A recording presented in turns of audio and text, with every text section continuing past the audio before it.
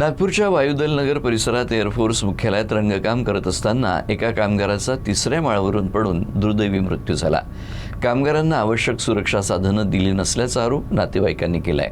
या घटनेनंतर संतप्त नातेवाईक आणि नागरिकांनी मृतदेहासह आंदोलन केलं। अखेर मृताच्या कुटुंबाला 10 लाख रुपयांची नुकसान भरपाई देण्याच्या आश्वासनानंतर आंदोलन मागे घेण्यात आलं। एअरफोर्स परिसरातील रंगकामाचं कंत्राट एका खासगी कंत्राटदाराला देण्यात आलंय। 50 वर्षीय उमेश महादेव दुर्वे गेल्या 22 वर्षापासून हेच काम करतायत। दरम्यान एअरफोर्स परिसरातील कामावर कामगारांना कोणत्याही प्रकारची सुरक्षा किट किंवा सेफ्टी हार्नेस देण्यात आले नसल्याचा आरोप करण्यात आलाय। दरम्यान मजूर दोरीच्या शिड्यांच्या सहाय्याने उंचावर चढून काम करत होते। मंगळवारी दुपारी काम सुरू असताना अचानक तोल गेल्यानं उमेश दुर्वे तिसऱ्या माळ्यावरून खाली कोसळले। या अपघातात ते गंभीर जखमी झाले। सहकाऱ्यांनी त्यांना तातडीनं हातगाडीतून रुग्णालयात नेलं, मात्र डॉक्टरांनी त्यांना मृत घोषित केलं। या घटनेनंतर मृताचे दोनही मुलं, कामगार संघटनेचे कार्यकर्ते आणि स्थानिक नागरिकांनी एअरफोर्स मुख्यालयासमोर मृतदेह ठेवून आंदोलन सुरू केलं।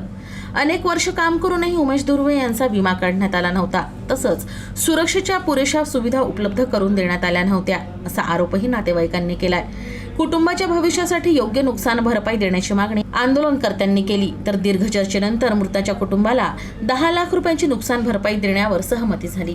काम करताना पडले होते म्हणते कामावरून, नाही का। फोन आला भाऊच्या, त्यावेळेस मग सांगितलं त्यांनी सेफ्टी बेल्ट दिले होते का? नाही काहीच नव्हता, बेल्ट काही नव्हता त्यांच्या सेफ्टीसाठी। सांगे सर बस। आता तुमची काय डिमांड आहे? आमची डिमांड आहे, मला पप्पा पाहिजे बाबा, नाही तर 25 लाख रुपये पाहिजे। कंत्राटदाराने तत्काळ 5 लाख रुपयांची रक्कम दिली असून उर्वरित रक्कम कामगार आयुक्तांच्या उपस्थितीत देण्याचं आश्वासन देण्यात आलंय। हमेशा हम लोगों ने देखा है कि मजदूर ही है जो सस्ती मौत मरता है। यहाँ पे नेग्लिजेंस ड्यू टू डेथ जो हुई है यहाँ पे इसके बच्चे हैं, और ये कोई ऐसा कोई हादसा नहीं है, ये प्रॉपरली एक नेग्लिजेंस की वजह से हुई एक हत्या है। कल 12:30 बजे इनकी मौत हुई थी। अभी दूसरे दिन 3:30 बज रहा है। सुबह से यहाँ पे मुआवजे के लिए बॉडी के साथ परिवार जो है वो यहाँ पे आंदोलन कर रहा है।